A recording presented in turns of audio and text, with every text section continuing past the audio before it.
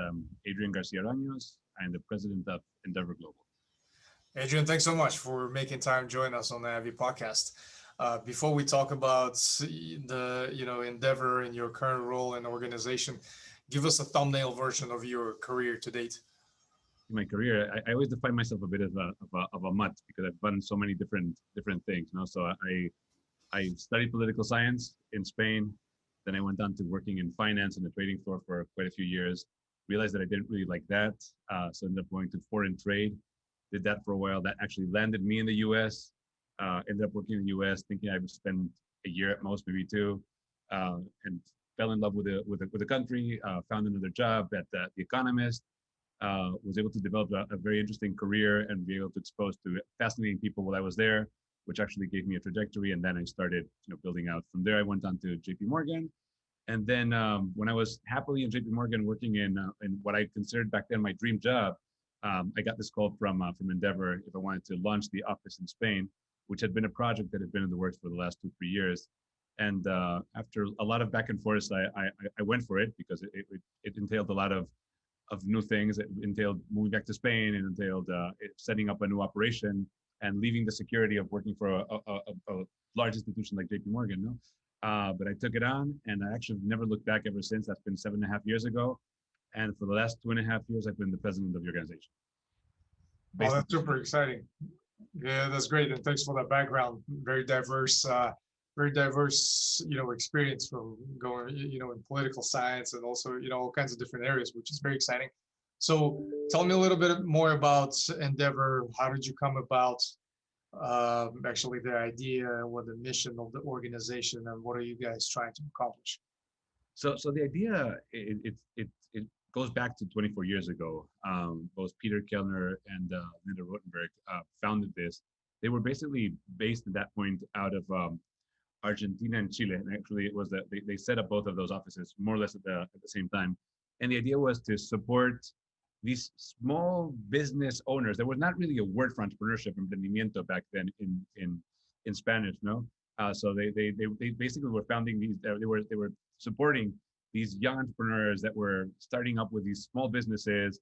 Many of them were tech-based. So we're talking about the end of the 90s. A lot of tech-based companies, no. They were onto something, but they were in emerging markets, so they didn't have access to. Definitely have no access to the talent and to the capital. And the resources that their peers in the U.S. had, but there were still absolutely amazing opportunities, in fintech and in e-commerce and so forth. So they started with that in Argentina essentially, and have built it up from that moment on. And fast forward 24 years, we're now present in 39 markets, supporting entrepreneurs with the exact same spirit. With what I think is now 2,300 entrepreneurs or plus actually, which represent roughly 1,300 companies worldwide. But the idea was basically very easy. By supporting these entrepreneurs, we are supporting the development of those local economies, And it's something that right now is really embedded in our day-to-day. We know that by selecting the best entrepreneurs, the ones that are going to really scale and make a huge difference, we know that by doing that, we're automatically supporting the local ecosystems. Why? Because it's not only the job creation and the direct wealth that is generated by these companies, but also all the indirect, or what we call the multiplier effect these companies have, which would be, one, the amount of entrepreneurs that come out of entrepreneurial founders. They see that this entrepreneur thing is something that is feasible. I could do it myself, and they have their own ideas, so they leave their companies and set up something else. These entrepreneurs may come across some money at some point. So when they come across some money, they will actually reinvest most likely in the ecosystem, being angel investors at one point, and then maybe even structuring funds at another. They become obviously role models in their local ecosystems, that inspire all these entrepreneurs.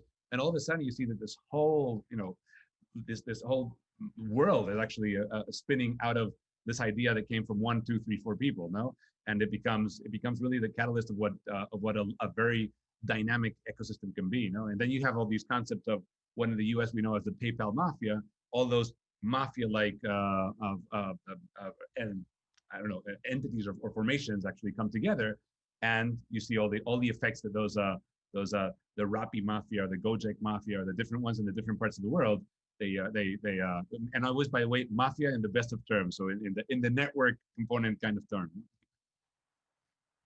Right. No, absolutely. That's very interesting, and I'm pretty sure we can spend probably the rest of the episode talking about that particular concept. That's very interesting. So, in essence, and that it's very interesting to me because as a founder, operator, entrepreneur of multiple companies of myself, I've launched many companies. I successfully failed a lot of them. I had success with a couple of them, but now I'm basically kind of transitioning into this kind of mentor, advisor, and also angel investor into a lot of startups, kind of exactly the journey that you were talking about with some of the graduates that you have, and just passing on that experience, from fundraising to growing the companies, because a lot of people helped me when I was going through that journey. So tell me a little bit more from a standpoint of just the overall industry that you're serving with Endeavor. What are the different trends that you're seeing in the market? What are you mostly excited about? What are you researching these days? I mean, let's see, we're sector agnostic, so we're excited about everything and anything. No, I mean, we see a lot of going on. We see a lot that's going on lately in food tech. So food tech is very exciting. We see some opportunities as well in the industrial side. So the more of the construction, but applying technology to that part of it, and there's more and more that's being done there as well. And then the traditional areas there's still a long way to go. No, so there is obviously opportunity still in fintech and still in other areas, but those are the more, I guess you'd say, the more common ones, the ones that you read more about. No, but I'd say that things around industrial production and things around the food tech space, those have been quite exciting. And there's also been a quite of an emergence of the insurtech space as well. No, all the breaking the barriers of insurance and what and the opportunity that lies there. No, but there's definitely been opportunity there. And then as far as geographies go, we also see huge opportunities in different areas. No, we've been, for the last year, we've been talking about the amazing point in which Mexico is at. And sure enough, in the last 8 months, we have already 2 unicorns. Most likely we'll have a couple more by the end of the year. Egypt is at a beautiful point right now too, as far as entrepreneurial ecosystem goes. And I would highlight obviously Vietnam too, and Indonesia as well. But Indonesia is just such a volume on its own. But Vietnam is also fascinating. You know? So if I had to cherry pick a few countries that here and there, I'd say maybe those 3. And then you have Turkey as well. I mean, there's really a lot of exciting geographies too. I mean, when I think of Turkey, I think of Turkey and Argentina, and I think of so many outstanding entrepreneurs from very diverse sectors, because sometimes you see same sectors being represented by one country. You know, so you have a lot of I'd say it's a lot of logistic solutions based out of Colombia. You know, you see a lot of that, you know, and also fintech, other areas, but you see a huge part of that, and I guess it has a lot to do with the Rappi effect. No, but it's fascinating to see that in Argentina or in Turkey, you have companies that are gaming, fintech, crypto, ag tech. It's really all over. No, so you have a huge concentration of just great entrepreneurial blood there. Now, but as I said, the sectors that I'd say would be the ones I mentioned, and the geographies also those 3. If I can actually extend it to 6, I would say the 6 that I highlighted. Right. No, that's very interesting, and the global perspective. I love where you were going with this, and taking the localized approach to a lot of these different markets. I think there's a lot of opportunity there. So, as Endeavor, if I was to summarize, do you guys operate kind of in an accelerator capacity as you guys take on these different founders, entrepreneurs? Is that more or less similar model? We like to think of ourselves more of a community. You know, I always describe it, if I had to describe it in one word, I would say it's a network. No, it's being part of the network, and you can use that network most likely to accelerate as well. But it's also to the point that you made before of having successfully led companies, but also having successfully failed companies. It's also being able to learn from those failures and successes from people that have done it in the past. No, so it's really a network that is there to be leveraged by our entrepreneurs. No, what we want to be able to provide them is with a network. No need to actually go elsewhere to actually nourish that network, because we already have it. We're plugged in 39 markets. We have board members, we have mentors, we have entrepreneurs. There's likely someone that's already been going through one of your pain points in different sectors in different parts of the world, and most likely can relate. So there's always interesting conversations to be had. By the way, those conversations can be cross sectors. So I always put a great example of an entrepreneur that we met and we mentored and was been onto some amazing things, was in the food business, that had restaurant chains. And at one point in one of our events, he kicked it off with a digital entrepreneur. No, And the two of them became very close friends. And through many of the growth areas and hiccups that he experimented, it was this digital entrepreneur that had already experienced several others because he was a serial entrepreneur, actually mentoring this food entrepreneur. No, so as I said, it's more the experience, because a lot of it has to do with talent and culture and negotiating with partners, etc. And that part is it doesn't really understand. I mean, that part is really sector agnostic too. So when you're dealing with those kind of issues, they're very common to 99.9% of entrepreneurs. Right. No, that's very exciting, and I kind of almost a little bit jealous of some of the founders that get this opportunity to kind of to learn and be part of that network, because we did not have a lot of opportunities like this, even 5-6 years ago, when we were just starting out some of the companies. So that's super exciting. When it comes to innovation and innovating your services, innovating your solutions that you provide to your network, talk to us a little bit from that perspective. How do you build that culture of innovation? Is a lot of your innovation within the lines of the different types of mentors that you bring on board and so forth? Curious to hear some of the examples. So on the one side, our North Star is to add value to entrepreneurs. We always say that our first value is entrepreneur first. So we want to add value. So we're always trying to figure out what is that value that we can add. What is exclusive to us. I mean, if an entrepreneur comes to us looking for consulting, there's 100 firms that can do consulting. We have partners that do that much better than we do, and have been trained for decades doing that. If they're asking us for other areas, there might be partners that we can actually guide them to. But from our side, what we're always looking to find out is how we can, one, get the entrepreneurs to open up and be able to open up to their problems and what they're dealing with on one side, and also being able to figure out how we can leverage what we have, as far as networks go and as far as connections go, because many times entrepreneurs are very much related with the entrepreneurs in their countries, maybe in their regional geographies, but not worldwide, not globally, and being able to provide them with peers that are going through the exact same hiccups at the exact same time in the other point of the world, that is actually very, very, very extremely valuable. So to that extent, the core of what we are is really a community. It's really a network.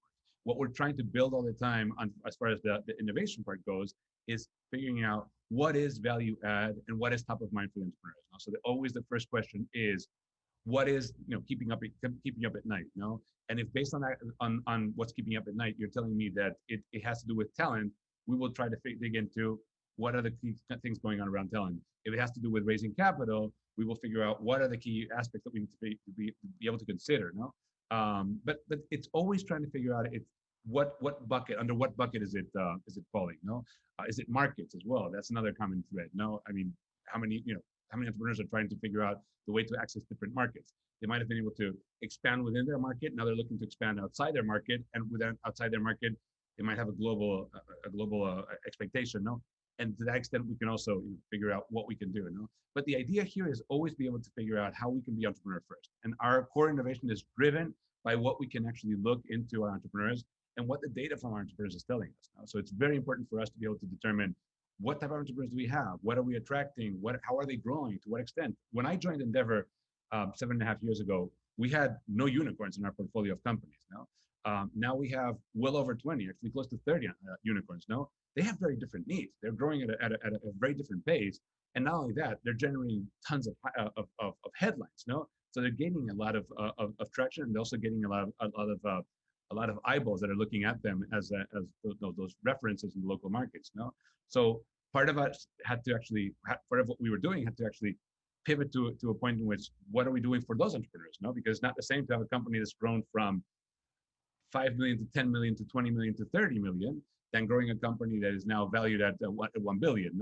And to that extent, we created a subset of entrepreneurs called outliers. We were able to do a strategic offering for those entrepreneurs. At the same time, we were able to analyze where these entrepreneurs were coming from and figure out what the pathways to that growth was. And based on those pathways, we could actually determine, well, we have the subset, which is very easy to determine, but we also have the ones that are leading to be there. What can we do for those as well? So we can actually now not only select these entrepreneurs, but then we can actually also kind of like identify in which phase we can add what type of value to which entrepreneurs. And that's actually top of mind for us. We're always trying to think, what is it that we're seeing? What commonalities are we looking at? No, where can we group these entrepreneurs so that they're actually adding value to themselves? No? So it's, as I said, it's all based on our entrepreneur first mentality and just trying to. I mean, at the end of the day, Endeavor is backed by 500 plus employees that wake up every day wanting to add value to entrepreneurs. You know? And the fascinating part of that is that they're always embedded into the local ecosystems, knowing what's going on and understanding what their entrepreneurs are doing and what entrepreneurs in their network are doing. And just by doing that, we can actually figure out how we can add value to them. Right. No, absolutely. And it's, the power of a community, power of a network is paramount and oftentimes overlooked. So I think that's very unique value proposition from that perspective. As with coming out of pandemic, and I talked to a lot of different entrepreneurs, investors, technology executives, and one common thread that we always touch upon is all around war for talent out there, the talent acquisition, because with so many opportunities out there for everyone in a virtual world, especially, war on retention, I guess, becomes also another layer of complexity when it comes to companies retaining the top talent. So talk to us a little bit about some of the strategies that you help some of you entrepreneurs when it comes to recruiting and surrounding themselves with the top performers, because in this market, yes, it's virtual, you have access to global talent, but at the same time competition is 10x as well. Share your thoughts on that. So it's interesting. That is the one thing that is constant, and it's become more of a constant in the last few months, last years. I mean, that's the one thing that we've been seeing. It's a huge focus on talent. It's interesting because whenever we think of the entrepreneurs, we think that their main focus is going to be around either capital or maybe markets. No, but it really is talent. At the end of the day, that's the core part. As far as the retention and attraction, so obviously we're operating in 39 markets that are very diverse. We're operating in some markets within the US, but we're also operating in the Middle East, in Africa, Europe, Southeast Asia, and in Latin America. And each one of the markets, there are different trends. You know? In some markets, it's hard to find that talent. So it's not a matter of being able to retain it or be able to attract it. It's just to be able to find it because there's not enough of that trained talent. You know? So that's the one thing there. You know? So they're trying to figure out how they can actually upskill the talent that is available so that they can actually meet their needs. The good thing is that once they're able to actually get into into that talent pool, no, in those markets, it's fairly easy to retain, you know, because there might be limited competition, or there's not as many tech companies coming up, you know, or it's not as vibrant an ecosystem. In the ecosystems that are evolving, there is a constant war for talent. No, where the big fish are eating the talent from the small fish. No, so the small fish are actually getting the talent on board and training it, and then once they're at a certain point, they're being quote unquote stolen from by the larger competitors. No, and then you have the all-out war that's going on in more developed economies, in which it's just they're being able to raise so much capital they can actually afford to actually invest more in their talent, and then there's just a talent war going on, and it's a fight for retention. No, the interesting thing here in the end is that most of it has to do with the culture that is emanating from the entrepreneurs, and it's actually from the founders and co-founders. It comes from the top, and that's basically what everybody's been trying to focus lately is being able to figure out a way in which they can foster that type of culture in which employees feel comfortable, employees feel they're growing, that they're being valued, that there's still an opportunity, that there is upside. No, so and there's all of that. In some cases, it's creating figures called stock options, which are so common in the US, but in other countries, it's almost impossible to structure, no, or phantom shares, or however you might call them, no. So be able to give them something so that they might actually have skin in the game, no, and that way they can also figure out ways in retaining.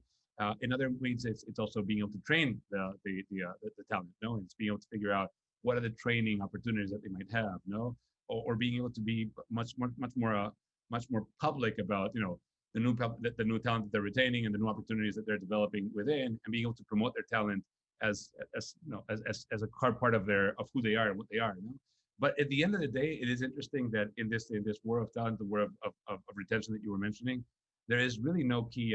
There's no key figure. I mean, I'd say that cultural part is very important. The one thing that we have noticed is that, and this is an obvious statement, but All those companies that have a much higher attrition, normally there is something off, there is something wrong. The companies that are able to retain talent for a short period and be able to actually figure out the way in which transitions can be a natural evolution, whatever that might mean. Those transitions could be 3-4 years, or it could be 5 to 8, no? But if they can figure out a way in which they can live with that and figure out the rotations, it works well. Now, the problem is when you're having way too many sudden departures in a very abrupt time frame and happening constantly, you know? And we've seen that, and that is always the barrier to growth, no? So you got to figure out. I was speaking before about the multiplier effect, no, and how some early employees from the founding company, from the that worked with the founder closely, end up leaving to start up their own thing. Well, some companies embrace that and they actually encourage that, and they actually they fund their next the next ventures. But some companies actually want to be able to bring that entrepreneurship inside. So don't leave, stay, and figure out how this area that you're seeing as an opportunity can be embedded into what we're already doing. And you see some successful aspects there. So you have entrepreneurs on the one side that are doing things internally, and then you have the ones that just decide to leave and become entrepreneurs. But at the end of the day, the reality is that it has a lot to do with culture. It has a lot to do with also the geographies in which they're operating. Because when I have these conversations with different entrepreneurs in different areas, the war is not as cruel in one geography than another. In one of them, it's I'm having problems. There is attrition. There is I get my talent does get poached, but at the other side, there's this all-out war, especially in the more developed markets. Right. No, absolutely. Yeah, you've nailed it right on the head in terms of that being a war out there. So in a sense, when the other component of hiring, talent acquisition and retention is the whole interview side of things, because it's a very complicated aspect, and I haven't seen anyone just yet to completely nail down that particular formula to be really good at interviewing, because it's a combination of art and the science. There's no specific formula for that, and it's very difficult. Share us your thoughts on overall just interviewing. How do you increase your chances, or how do you prepare your entrepreneurs as they interview others? Just share with us overall thoughts on the whole overall just interviewing. Look, I think you want to be as open as you can during the interview, because you don't want things to come out afterwards, and you want it to be as open on both ends. So you want to be as natural and as realistic as you can be during the interview process, and you want the other person to actually also be able to open up and be able to figure out what might be a red flag, going forward. So it's I think that the core recommendation would be just trying to keep it as natural as possible, trying to keep it as a conversation. I mean, there are certain things that you want to get out of the conversation. The qualifications, you can measure them with tests, and you can look at the resumes, and you can ask for references to your third parties. But the reality is that once all of that is met, it's much more about the individual. It's much more to being able to connect with the individual and be able to have the person be able to open up. So the core thing I would say is conducting an interview as much as you can as a conversation, and not going down to I have the 3 questions like, what color would you be if you were a color? What would be your, what type of tree would you be? I mean, sometimes you have these questions that are kind of like completely, and they do get somewhere, and there's a lot of analysis behind the common questions and how you answer those common questions. But the reality is that you really want to be able to have a conversation, because at the end, you are going to be wanting to work with these people, and you're going to be wanting to get their feedback too. And in an organization which it's 50, it's fairly easy because it's somewhat contained.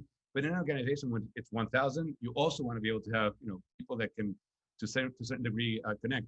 And the same thing happens to the cultural part. You want that person to be able to fit into this culture, or to the culture that they're going into. So you want to be able to be as open, because is this someone that's going to fit into this culture, or are they going to be eaten up because it's way too competitive, or it's not, or it's way too outspoken, or it isn't. So that's the kind of thing that you want to measure. But my rule of thumb has always been to try to obviously dive into as much as you can in those key executives. So if there's someone that's going to be your right, left hand, or very close proximity to the leadership, I think that the leaders definitely need to invest the time in getting to know what they want to hire, and do a deep dive. So getting to know what it is from a financial perspective that you're going to need from a CFO, what it is that you're going to need from a commercial perspective, you're going to need from the business development head, what it is from a marketing perspective that you're going to need from that marcoms person, no? And you really need to dive in and kind of like become almost that persona for a while, so that you can actually start interviewing and being able to figure out what you might need. And then you figure out what you need. And once you figure out what you need and you have those conversations, then you figure out who that person is, and there's going to be a cultural fit with the person, because that is the other thing, no? And I say that that's the one thing that I always tend to recommend is don't leave this to luck. I mean, this is not one of those things that which you post out a job description and put on LinkedIn and then wait and see, because the likelihood of that being successful is relatively low. And normally you have to do a lot of deep diving and deep digging and figuring out. The great thing nowadays is that we have so many amazing tools. I mean, we have platforms, Workable, Indeed, so many platforms in which you can upload and have broader reach of your job description. But at the same time, you also have so many tools that you can actually investigate and figure out more about where that talent is and what kind of talent you might need. So LinkedIn is an amazing example, that you could just dive in and figure out what is the average CFO experience, and what are they doing, and what are they working, and what are my competitor doing, and what kind of profiles do they have. But it's fascinating because it provides you with insights that can able to give you a good sense of where you should go. But again, back to your question on the interview process itself, I'd say that the most important part you want to be able to figure out is how you can actually bond with that person, because if that person becomes part of your family, of your corporate family, you want them to be part of that culture, and you want it to be a very easy relationship and an easy dive. And that's the one thing that can go wrong really quickly if you don't measure it well. Right. No, absolutely. I love these perspectives, and it's very challenging, the whole interview process, because at the end of the day, it's very hard to make that decision in such a short period of time to, select and hire somebody that you're going to spend, many years together. So I think there's, there's so much opportunity to continuously learn from that perspective. So that's very interesting. When it comes to fundraising, that's, a very interesting area for me, because I've personally, when I was a, entrepreneur, startup founder, I've gone through multiple rounds of, fundraising, dealing with investors, venture capital, and it's an entire life on its own, because it becomes a full-time job, and you have to be familiar with every single term, not only how to pitch, but also, the different terminology in general. So just tell us a little bit about some of the strategies that really help you when you partner with some of the entrepreneurs in your cohorts or in your programs to succeed from the fundraising perspective, aside from the traditional pitch deck and all of the components of that. What are other areas that are oftentimes overlooked by entrepreneurs that you have observed in your, many years working with them? Well, it's interesting that you say that, because right now and you've noticed this, I mean, there's an abundance of capital, so those pitch decks have become, I wouldn't say irrelevant, but they're not as crucial as they were before. So it's more of being able to give a flavor of what the company is in that kind of deck, but you don't have to be as granular as you need to be at some point in the past. No, look, this is back to relationship building in the end. No, you want to be able to have good investors with you. You want to have not only the money, but you actually want to have the company. So it's the whole thing about smart capital, and sometimes that capital doesn't necessarily need to be smart, as long as they're just not invasive or intrusive, or they're not doing the wrong, they're not sending you in the wrong direction. No, so I'd say that it's a bit of a dating game, with investors, in which you really want to get to know them as soon as possible. And if you're dealing with a Series A, but you've actually engaged very positively with a Series C investor, nourish that relationship. Don't say, well, I'll wait 3 years to actually nourish that relationship, 2 years, or whatever it might be, because most likely you want to be able to have that in the long term. There's definitely things that you can always learn, but the one thing that we're always trying to encourage is for entrepreneurs to think strategically. It's not about raising capital at any cost. It's about raising capital strategically. It's what do you want to get from this capital? It's what are you going to do? And it's not only what are you going to do with the capital per se, but what are you going to do with that partnering that you're generating? Because at the end of the day, you are bringing someone else in a very important capacity to your family, because your employee, it is true. If it works, amazing. But if it doesn't work, you can always kind of let go. With your investor, if it works, it's great. If it doesn't work, let's just hope that it doesn't have a majority percentage, because if not, you can really be screwed. So that's the one thing, you really want to get to know your investor well. I'd say that also a lot of due diligence is worth doing. speaking with other entrepreneurs that have been invested by those companies to be able to learn what the fit is, and getting to know a bit more of the back end. So I'd say that it's not only being able to lure the investor in and be able to seduce them with your pitch deck, etc., but also being able to know what is the story in the back end. What do we know? How can we connect? And we do that a lot. That's a core part of what we do at Endeavor. Whenever an entrepreneur is raising a round, and they've lined up 3 or 4 investors, especially nowadays that the investors are actually going to the entrepreneurs versus entrepreneurs going to the investors. We're always being able to connect them with other entrepreneurs. The entrepreneurs can tell them, give them the feedback of, this has worked, this hasn't worked. Careful here. They haven't had as much value there. They're outstanding. So do you guys invest as an organization yourself, or you guys partner with other funds? We invest. We do invest, but we are co-investment. We're a co-investment vehicle. So we invest in what we call a rules-based fund. And as I told you before, we are entrepreneur first. So we're always going to be about doing what's best for entrepreneurs. We don't want to generate any conflict of interest, et cetera. So what we did is we came up with this formula 8-9 years ago, in which, by the way, the fund is called Endeavor Catalyst. And what Endeavor Catalyst does is they invest in any Endeavor entrepreneur, 1, that is raising more than $5 million, 2, and that round needs to be led by an institutional investor, 3.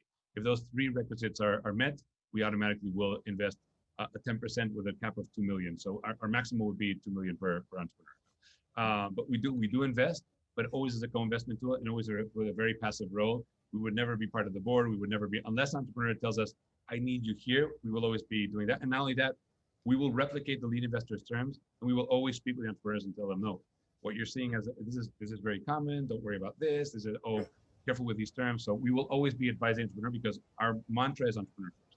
Yeah, no, I love that. I love that model. I think it's very unique value proposition because at the end of the day, it's, just having lived in the shoes of the entrepreneur for so many years, it's a different world. And when it comes to just the overall relationship with the investors, when it comes to the value add, how do each side views each other, I think it's just very interesting chemistry from that standpoint.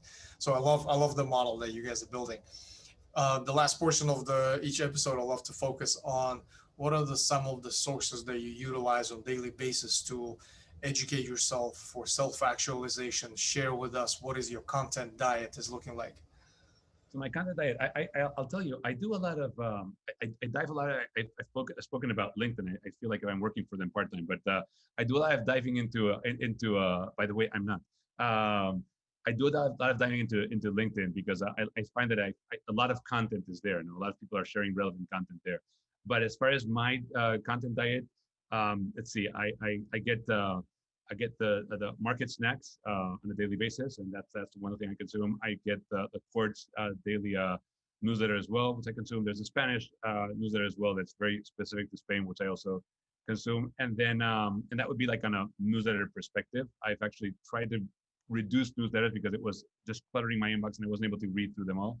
There's others that I would recommend, but those are the ones that I highlight. And then I'm a very avid reader of The Economist, which I used to work for many years.